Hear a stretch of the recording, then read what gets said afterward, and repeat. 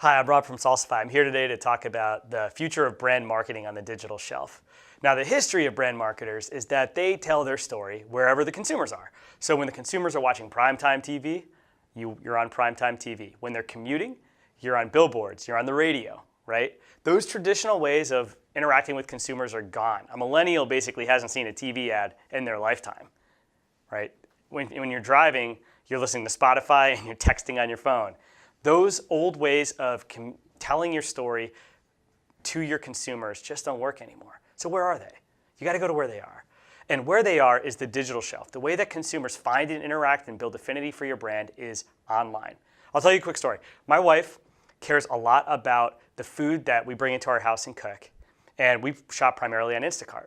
Now, a brand like Perdue hasn't used antibiotics on their chicken in years. But she doesn't know that because it's not told on their product detail pages. Jim Perdue, great storyteller. He's on YouTube, but he's not on Instacart. And that matters. It means that she doesn't know that story. So she can't associate the brand with a healthful way of eating, right? The head of Amazon's global sales and marketing, Seth Dallaire, has said publicly, and this was in the New York Times recently, right? You have to view product pages as brand marketing.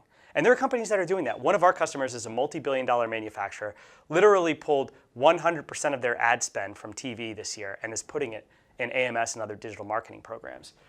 Unilever, iconic. 30% of their total TV ad spend is cut in 2017, right? Being redeployed elsewhere. Brands are recognizing that the way that you have to connect with your consumers is in new locations. So the question are, what are the new rules of brand marketing? What do you have to keep in mind if you're treating the digital shelf as brand marketing opportunities to connect with your consumers? First and foremost is, if you think about brand marketing, like we talked about at the beginning, as you have to go where consumers are in the search bar. You have to worry about getting found. And getting found, search engine optimization, search engine marketing, requires different skill sets than you've deployed previously, right? I'll give you a great story. Bounce.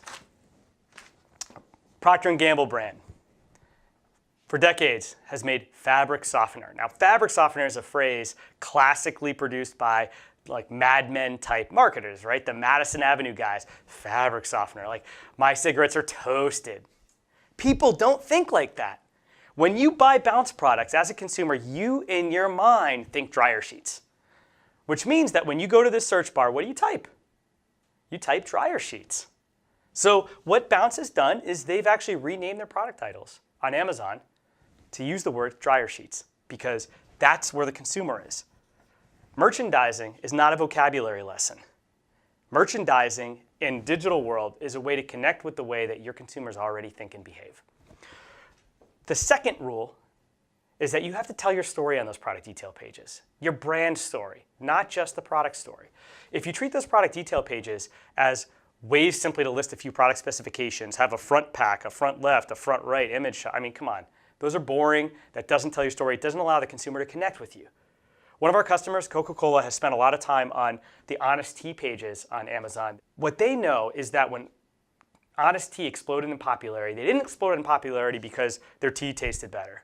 They exploded in popularity because of the mission of the company. Consumers these days want to connect with a mission, not just a product. And these product detail pages tell that mission story. Most product detail pages do not.